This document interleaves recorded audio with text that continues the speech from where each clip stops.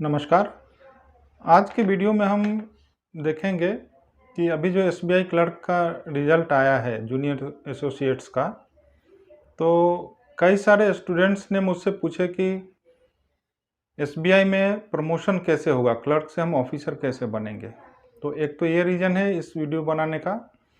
दूसरा रीज़न ये है कि कुछ स्टूडेंट्स के मन में कन्फ्यूजन है कि हमारा दूसरे बैंक में भी सिलेक्शन हुआ है या दूसरे ऑर्गेनाइजेशन किसी में सिलेक्शन हुआ है, तो कौन सा बेटर ऑप्शन होगा।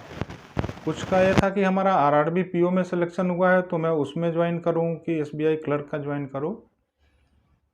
और एक नेचुरल एंग्जाइटी रहती है जब कोई, खास करके आपके जैसे यंग जनरेशन का जॉब लगता है, तो नेचुरली उनका फ्यूचर क्या रहेगा, फ्यूचर में वो कैसे आगे बढ़ पाएंगे, कैरियर पाथ क्या रहेगा, वो एक क्यूरियोसिटी रहती है। तो इन सब चीज़ों को मिला के एक ऐसा कारण बना जिसके कारण से मैंने सोचा कि ये वीडियो बनाए।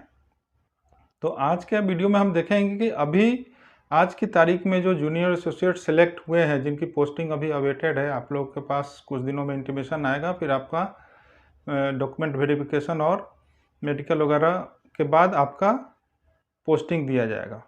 तो आप जब ज्वाइन करेंगे, हमें मान के चल रहे हैं कि आपकी ज्वाइनिंग बहुत जल्दी होगी और किसी भी हालत में इस फाइनेंशियल ईयर से पहले तो हो ही जाएगी। तो उस क्राइटेरिया को मानते हुए हम देखते हैं कि आज यदि इस फाइनेंशियल ईयर में आप ज्वाइन करते हैं, फाइनेंशियल ईयर मीन्स 31 मार्च से पहले कभी भी ज्वाइनिंग आपकी होती है, तो सबसे फास्टेस्ट वे क्या है स्टेट बैंक ऑफ इंडिया में एक नए स्टूडेंट्स जो कि जूनियर एसोसिएट्स के रूप में ज्वाइन कर रहा है उसको ऑफिसर्स बनने के लिए। वैसे बैंक में 3 अलग अलग ऑप्शंस हैं जिसके माध्यम से एक क्लर्क ऑफिसर बन सकता है, लेकिन हम इस वीडियो में सिर्फ एक क्राइटेरिया जो है उसकी चर्चा करेंगे और वो सबसे फास्टेस्ट क्राइटेरिया है। सबसे फास्टेस्ट क्राइटेरिया मतलब सबसे फास्ट माध्यम है जिस चैनल के थ्रू आप स्टेट बैंक में ऑफिसर बन सकते हैं। तो उसके लिए क्या रिक्वायरमेंट रहेगी। फर्स्ट हम मान लें कि आपकी ज्वाइनिंग 31 मार्च 2022 से पहले किसी भी डेट में हो गई, ठीक है। अब आप यदि ज्वाइन करने के बाद एक आईआईबीएफ का एग्ज़ाम होता है, साल में 2 बार होता है, जिसमें एक पार्ट होता है जिसको बोलते हैं JAIIB और दूसरा पार्ट होता है, अगर आपने फर्स्ट पार्ट क्लियर कर लिया तो CAIIB। अगर आपने ज्वाइनिंग के बाद ये दोनों एग्ज़ाम क्लियर कर लिए तो आप मान के चलिए कि 31 मार्च 22 से पहले आपकी ज्वाइनिंग हुई, उसके बाद आपने विद इन 1 ईयर, 2 ईयर्स और विद इन 3 ईयर्स, लेकिन 31 मार्च 2025 से पहले कभी भी आपने अगर ये दोनों पार्ट कर लिए तो आपको स्टेट बैंक ऑफ इंडिया में ऑफिसर बनने का मौका मिलेगा। कब मिलेगा? मिनिमम 3 साल आपको लगेंगे। तो आपने ज्वाइनिंग किया 31 मार्च 22 से पहले कभी, तो 2022 के बाद जो प्रमोशन ईयर होगा, प्रमोशन ईयर स्टेट बैंक में 1 अप्रैल से लेके 31 मार्च का होता है। तो जो भी स्टूडेंट्स JIB और CIB दोनों पार्ट क्लियर कर लेंगे इस बीच में, उनको 3 साल के बाद स्टेट बैंक के प्रमोशन के लिए आपको मौका मिलेगा, जिसमें आप प्रमोट हो सकते हैं अगर उस एग्ज़ाम को आप क्लियर करते हैं, इंटरनल बैंक के एग्ज़ाम को।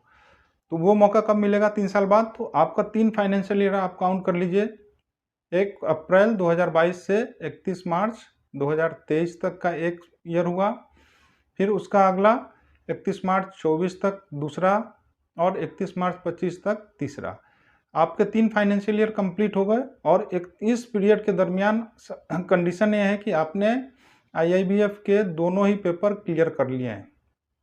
तो आपको 1 अप्रैल 2025 के बाद जनरली प्रमोशन जो होता है वो अप्रैल, मई, जून के बीच में पूरा कंप्लीट हो जाता है।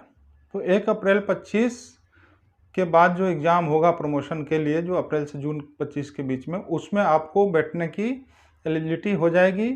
यदि उस एग्ज़ाम को आप क्रैक करते हैं तो आप जिस डेट को एग्ज़ाम का रिजल्ट डिक्लेयर होता है उस डेट से आप स्टेट बैंक में एज ए ऑफिसर काम कर सकते हैं। तो ये तो तब हुआ जब आपने इस 3 साल के दरमियान दोनों पार्ट क्लियर किए। अब कुछ स्टूडेंट्स जो अभी ज्वाइन करेंगे, हो सकता है उनके केस में ये हो कि वो एक पार्ट क्लियर हो, दोनों पार्ट उनका नहीं हो पाए। फर्स्ट पार्ट आपने क्लियर किया, तो फिर उस केस में आपको 1 साल और वेट करना पड़ेगा। 1 साल और वेट करना पड़ेगा मतलब आपका चांस जो आएगा 4 साल के बाद आएगा। 4 साल बाद मतलब 31 मार्च 2026। 31 मार्च 2026 के बाद जो प्रमोशन होगा 1 अप्रैल 26 से जून 26 के बीच में, उसमें आप एग्ज़ाम में बैठ सकते हैं प्रमोशन के लिए। तो आपका प्रमोशन 4 साल के बाद होगा, ज्वाइनिंग के 4 साल के बाद। लेकिन कंडीशन वो है कि वो एग्ज़ाम आपको क्लियर करना पड़ेगा। तो ये 2 क्राइटेरिया है। सबसे फास्टेस्ट मोड है जिसके माध्यम से आप स्टेट बैंक में ऑफिसर बन सकते हैं, और स्टेट बैंक में करियर अपॉर्चुनिटी बहुत अच्छा रहता है, खास करके क्लर्क से ऑफिसर, और फिर विद इन ऑफिसर में भी जो ग्रेडिंग होती है तो बहुत रेगुलर एग्ज़ाम्स होते हैं, हर साल होता है। तो आपके लिए बहुत बेहतर ऑप्शन है।